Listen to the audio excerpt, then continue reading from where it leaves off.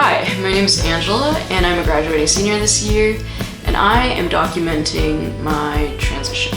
A few reasons why I'm doing this is that, one, videos online have been really helpful, at least for me. In 7th grade or so, that's when I discovered that I was a lesbian, and even then, like, being able to view videos on YouTube and other people talking about it, their sexuality, and just seeing their life and them living their lives, it was just so helpful to know that, like, it's gonna be okay eventually. It makes me feel a little bit less alone. And so when I started looking into my gender identity a little bit more, something that I've done a lot is look at other people's YouTube videos.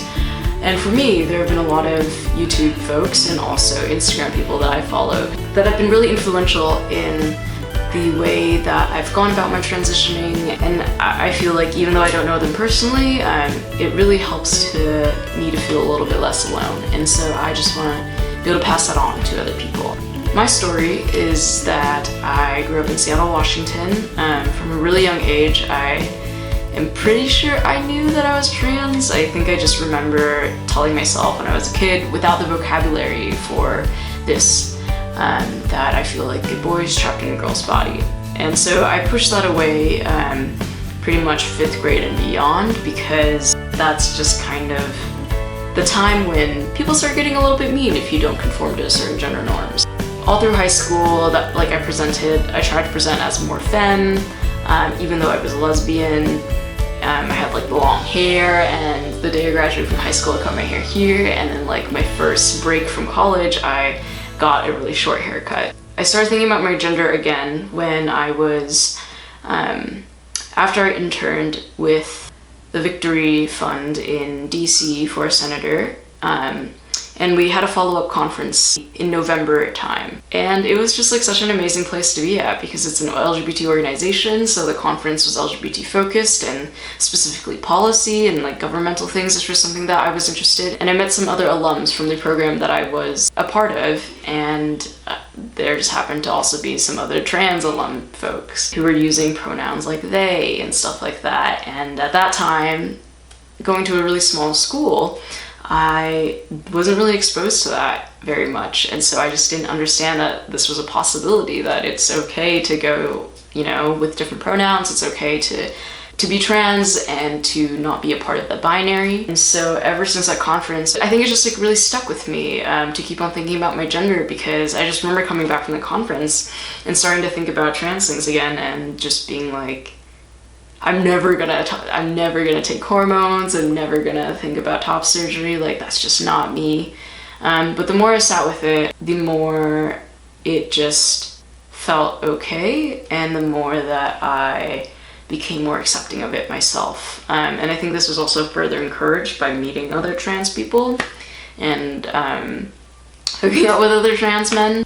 And that just kind of gave me the energy and the confidence to do what I'm doing today. That was about 2 years ago, and I started using they pronouns maybe about a year ago. I'm not super strict on them, because at this point in my life, I just realized for myself and for me to be able to let go of everyday microaggressions, that I needed to not have them bother me. And so as such, like, I'm confident in my gender. I don't need validation from other people using the correct pronouns, and that's just me though, right? Like, this world would obviously be a lot better if people would just respect people's fucking pronouns. Since that conference, since thinking about it for like 2 years now, I just have become more and more comfortable with a non-binary presentation, and also with the idea of hormones, with the idea of top surgery and stuff. And I was talking to my counselor about this for the first time this semester, my therapist, who's been really supportive of me this whole entire time. We have a really awesome relationship. Anyways, I brought it up to him, and then he just kind of, he responded with, maybe it's not so much about if you're gonna transition, if you're gonna take T, if you're gonna get top surgery, or if you're gonna change your name. Maybe it's more of a when question. And I started thinking about that quite a bit, and then I realized that that's true. It's not really something that, is this gonna happen or not for me? It became a thing where it's like, maybe it's not gonna happen now, but it's gonna happen eventually. Or from that point forward, I decided on May-ish as the time to start testosterone. So I was feeling really discouraged because I'd called a bunch of doctors, a bunch of insurance stuff people, and I just felt like I wasn't getting anywhere. And so I felt like giving up, honestly, because, you know, when this is already a difficult thing to do, like the idea of wanting to be on T is a difficult decision to make. And when you have that barrier already, and then you have all these other barriers, even though they might seem small to someone who is going through, you know, any other medical procedure or something like that, it just is infinitely harder when it's already a system that's made inaccessible to you. Luckily, I talked to someone while I was feeling really discouraged and just found out that they had also started testosterone. For me, at least, hearing that like this person who I didn't know had done it and also like has not told anyone else, and neither have they told like their parents, like, what? Like, you started T without telling anyone? And for me, at least, like, that was a sign of like, that was actually like really encouraging, because these were things that I was really anxious about. Was like, when am I gonna change my name? I guess I have to change my name before I take T. Like, I guess I have to do this before I do that. To see this person exist and to be like doing them and not really having to conform to these like typical experiences of being on testosterone, that was just really affirming for me. And so like the very next day, I was on the phone for like 3 hours that day, skipping my afternoon classes because I had to call the doctors. Like, there was not really another time that I could do it. My classes are in the afternoon, and then if I knew that if I didn't do it this time, that I would probably push it away even further. And I was just feeling so encouraged. So I called the doctors. That person that I talked to gave me a recommendation, and I called them. Was treated for the first time good. Like, it was a very positive doctor experience, because the week prior to that, I called someone locally, and I live in kind of a conservative town right now. I asked for an endocrinologist, and they straight up just like hung up on me. They were like, sorry, I have to go.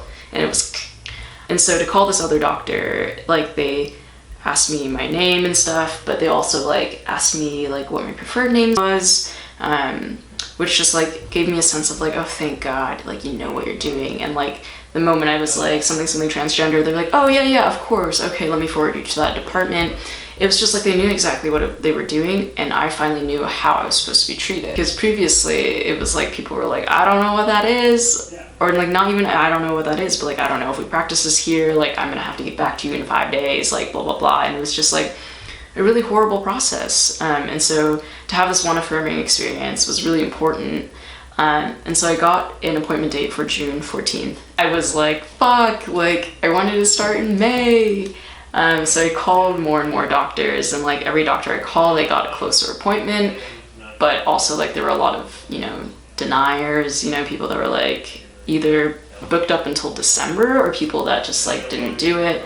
And I finally found vocabulary for, you know, transgender care is the term that you're kind of supposed to use. Guess I just didn't have a good grasp on the process in the first place, because it's confusing, but also like people within the system didn't have a good grasp on it either, so it just made it even more difficult. So eventually I called this place that had a slot open in 2 weeks, and so I saw them.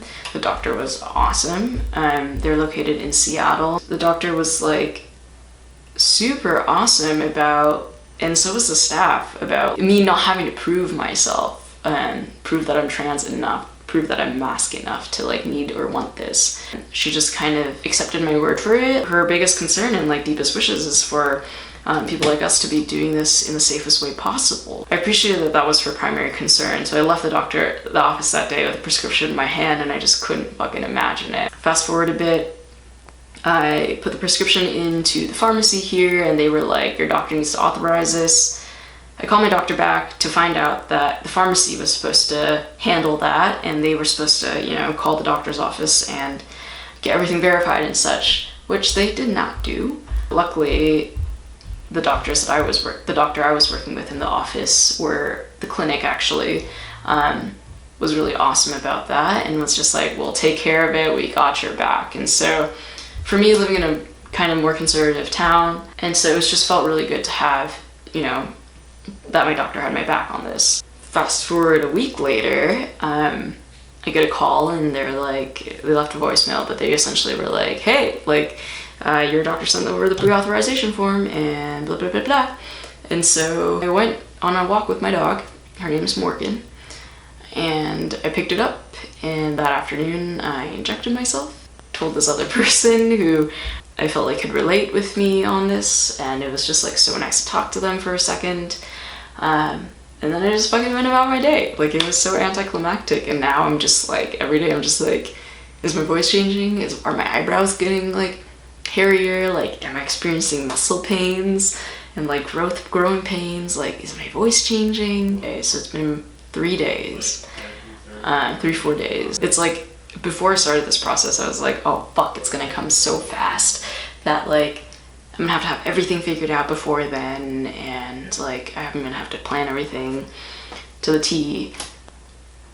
God, this process is so much slower than I thought it would be. And at the same time, I'm also like really happy about that. Yeah, I'm just excited to document this and share this with you. So thanks for listening, and thanks for visiting my channel. I hope to have more videos coming out for you to document my progress. And yeah, thanks for sticking around.